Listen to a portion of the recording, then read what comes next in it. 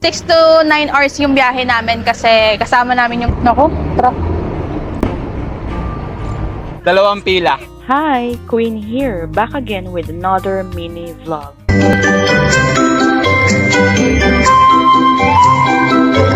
Mga loves, heads up lang dahil OBR point of view ang mini vlog natin ngayong araw.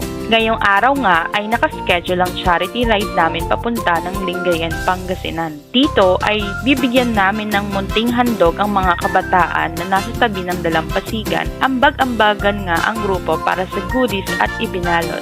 Ang meet-up place namin ay sa Shell Baliwag Gas Station. Dito nga ay nauna kaming dumating. Kaya kahit alam namin na dito talaga yon, ay feeling namin baka naligaw pa nga kami. Kaya nagpa-full tank na muna kami. At ito, maya-maya pa ay dumating na din ng iba pang mga kasama. Happy birthday po! Hi guys!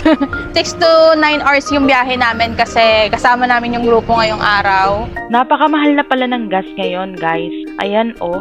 Medyo madami-dami nga pala ang dala ng bawat isa sa amin dahil plano namin mag-tent sa dalampasigan. Dahil overnight kami dito kaya may mga tent at kung ano-ano pang pwedeng magamit ang bitbit namin.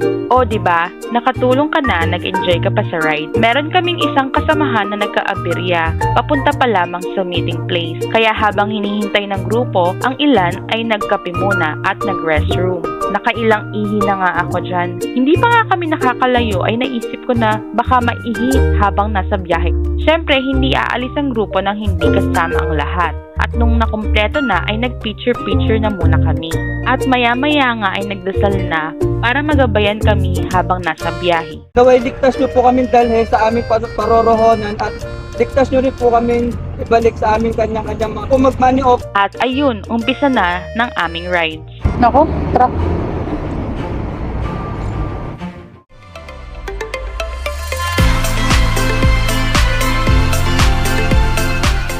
At syempre guys, maaari niyong mapanood ang motovlog namin sa aming YouTube channel. Dito namin i-upload ang full video.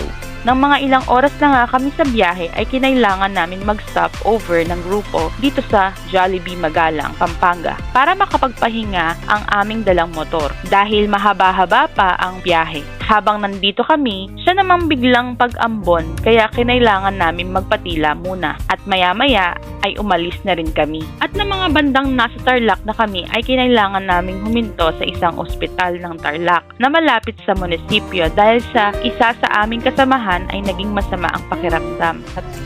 Mami ni Eric. Pangalan niya si Rizal Blue Santos Laksina.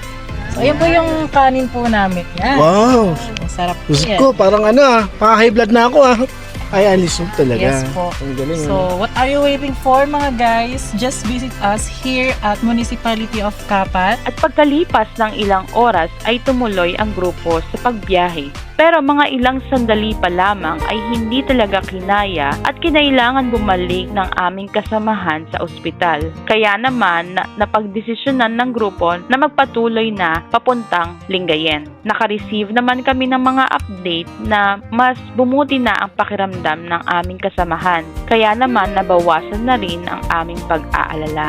Dito ay nagsabi kami na mauuna muna kami sa biyahe para makakuha ng video ng buong grupo na mapapanood nyo sa full video ng aming channel. Napakasaya nga namang bumiyahe. Yung nararamdaman mo yung dampi ng hangin, yung sikat ng araw at feel na feel mo yung nature. Sobrang swerte lang namin ngayon ay nakakapasyal na kami kung saan man naming gustong pumunta. Maya-maya pa, nakarating na rin kami sa Lingayen, Pangasinan Beach Resort. Pagkarating ay nag-ayos ng gamit at nagsikain na kami. Ito, birthday ng aming kasamahan. Happy birthday po ulit, Consi. More birthdays to come po. Inayos na nga namin ang mga ipamimigay sa mga kabataan na nasa tabi ng dalampasigan. Dalawang pila. Nakakatuwa na kahit papano ay nakakapagbigay ng mga ngiti at galak ang aming mumunting handog sa kanila. Hindi matutumbasan yung sayang nararamdaman namin.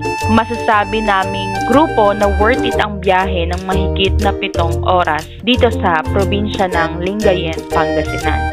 So, paano? Hanggang dito na muna. Thank you so much mga loves for watching. See you again next time. Have a beautiful life. Love, Queen.